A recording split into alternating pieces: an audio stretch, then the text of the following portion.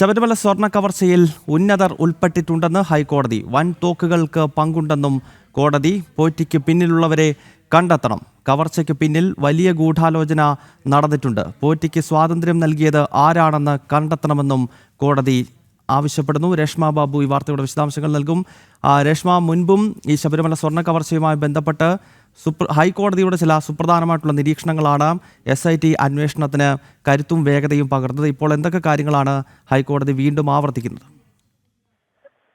നേരത്തെ തന്നെ ശബരിമല സ്വർണ്ണക്കവർച്ച കേസുമായി ബന്ധപ്പെട്ട് ഹൈക്കോടതിയുടെ ചില പരാമർശങ്ങൾ ഉണ്ടായിരുന്നു. ഉണ്ണികൃഷ്ണൻ പോറ്റിയിലേക്ക് മാത്രമല്ല വൻ സ്രാവുകളിലേക്ക് കൂടി അന്വേഷണം നീളണമെന്നുള്ളതായിരുന്നു അന്ന് ഹൈക്കോടതി മുന്നോട്ട് വെച്ച പരാമർശം. പക്ഷെ ഇന്നലെ ജയശ്രീയുടെയും ശ്രീകുമാറിന്റെയും മുൻകൂർ ജാമ്യാപേക്ഷകൾ തള്ളിയ സമയത്തും ആ ഉത്തരവിൽ ഹൈക്കോടതി പറഞ്ഞിട്ടുള്ളത് വൻ തോക്കുകൾ ഈ സ്വർണ്ണക്കവർച്ചയുടെ പിന്നിലുണ്ട്. അതുകൊണ്ട് തന്നെ ഈ കേസ് അന്വേഷണം വൻ തോക്കുകളിലേക്ക് കൂടി നീളണമെന്നുള്ളതാണ് ജസ്റ്റിസ് എ ബദറുദ്ദീന്റെ ബെഞ്ച് ഉത്തരവിലൂടെ ചൂണ്ടിക്കാണിച്ചിട്ടുള്ളത്. ഉണ്ണികൃഷ്ണൻ പോറ്റി ശബരിമലയിൽ വിഹരിച്ചത് ഈ വൻ തോക്കുകളുടെ ആശീർവാദത്തോടെയും സഹായത്തോടു കൂടിയാണ്.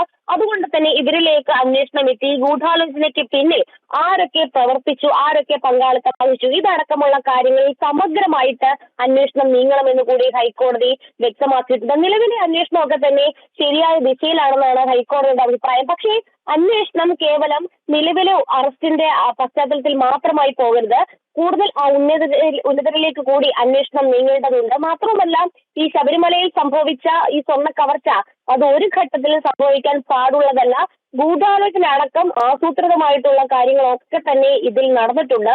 അതുകൊണ്ട് അവ കൂടി പുറത്തു വരേണ്ട ബാധ്യതയും ഉത്തരവാദിത്വവും SIT സംഘത്തിനുണ്ട് എന്നുകൂടി ഈ ഉത്തരവിൽ ഹൈക്കോടതി പ്രത്യേകം പരാമർശം നടത്തിയിട്ടുണ്ട്.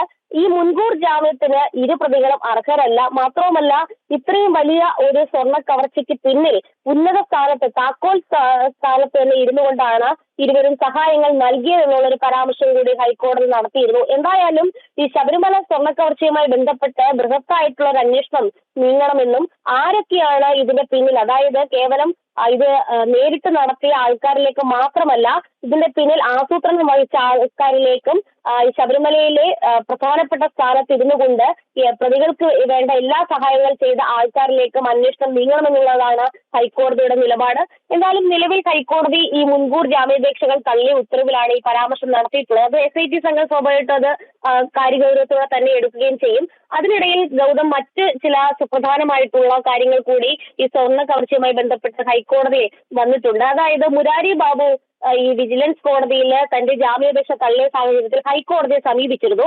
അതിൽ ഹൈക്കോടതി ഇപ്പോൾ പ്രോസിക്യൂഷന്റെ റിപ്പോർട്ട് തേടിയിരിക്കുകയാണ്, മറുപടി ആവശ്യപ്പെട്ടിരിക്കുകയാണ്. വ്യാഴാഴ്ച വിശദമായിട്ട് തന്നെ ഈ ജാമ്യാപേക്ഷ പരിഗണിക്കാമെന്നുള്ളൊരു തീരുമാനത്തിലേക്കാണ് ഇന്ന് ഹൈക്കോടതി സിംഗിൾ ബെഞ്ച് എത്തിയിട്ടുള്ളത്. എന്തായാലും മുരാരി ബാബുവിന്റെ ജാമ്യാപേക്ഷയിൽ പ്രോസിക്യൂഷന്റെ മറുപടി കൂടി കേട്ട ശേഷമായിരിക്കും ഒരു അന്തിമ തീരുമാനത്തിലേക്ക് ഹൈക്കോടതി കടക്കുക. വിജിലൻസ് കോടതി തന്റെ ഭാഗമൊന്നും കൃത്യമായിട്ട് കേട്ടിട്ടില്ല. അത് മാത്രമല്ല ഇനി ജുഡീഷ്യൽ കസ്റ്റഡിയിൽ തുടരേണ്ട ഒരു സാഹചര്യം ഈ കേസിൽ ഇല്ല എന്ന് ചൂണ്ടിക്കാട്ടിയാണ് മുരാരി ബാബു ഹൈക്കോടതിയെ സമീപിച്ചത്. അതിനിടയിൽ തന്നെ N വാസുവും ഇത്തരത്തിൽ ജാമ്യം ആവശ്യപ്പെട്ടുകൊണ്ട് ഹൈക്കോടതിയിൽ ഹർജി നൽകാനിരിക്കുകയാണ്. കഴിഞ്ഞ ദിവസങ്ങളിലാണ് N വാസുവിന്റെ ജാമ്യാപേക്ഷ വിജിലൻസ് കോടതി തള്ളിയത്.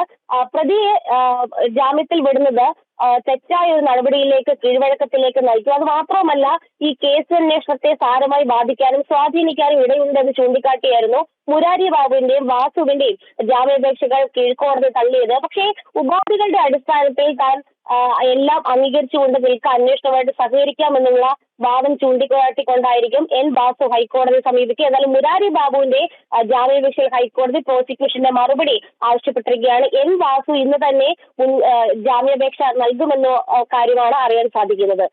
ഗൗതം. ഓക്കെ, രേഷ്മ ബാബുവാണ് ഈ വാർത്തയുടെ വിശദാംശങ്ങളുമായി കൊച്ചിയിൽ നിന്നും ചേർന്ന്